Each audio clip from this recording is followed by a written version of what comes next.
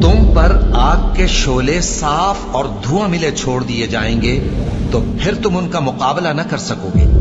तो तुम अपने परवरदिगार की कौन कौन सी नेमत को झुटलाओगे। फिर जब आसमान फट कर तेल की तलछट की तरह गुलाबी हो जाएगा तो वो कैसा हौलनाक दिन होगा।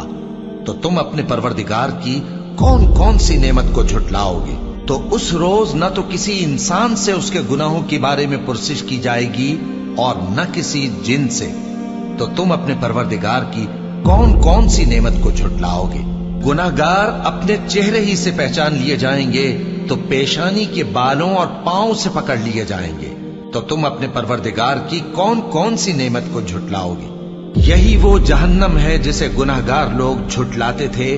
वो दोजख और खौलते हुए गर्म पानी के दरमियान घूमते फिरेंगे।